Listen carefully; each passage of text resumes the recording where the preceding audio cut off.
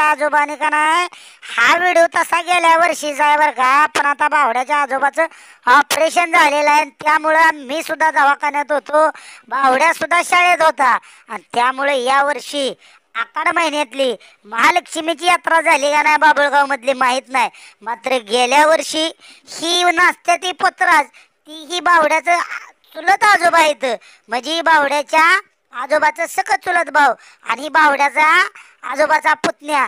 आबा बाबा बाबा बाबा अशी नाचवली त्यांना म्हणला अण्णा भास्कर वाजवायचं, माझ्या नाकातनं तोंडातनं पण घाम आलाय आणि जवा दणका दिला हलगीवर आणि जवा गडी वाजवून नाचून दमिवल्या ते.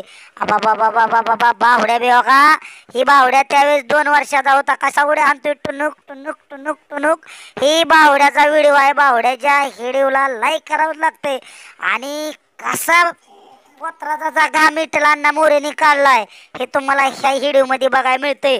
पण त्या अगोदर व्हिडिओला लाईक कमेंट शेअर आणि सबस्क्राईब करायला विसरायचं नाही.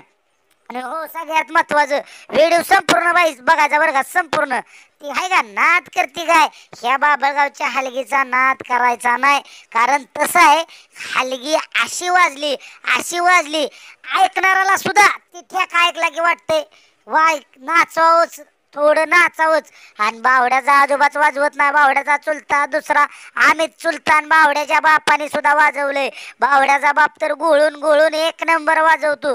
बावड्याचा बाप दिसणार नाही कारण बावड्याचा बाप नुकताच शाळेत ना आलता आणि ही देवळात नाचत होती गँग सगळी. आणि त्यावेळेचा गेल्या वर्षीचा व्हिडिओ आहे, पण आसला जबरदस्त आहे, फक्त तुम्ही बघायचा आहे.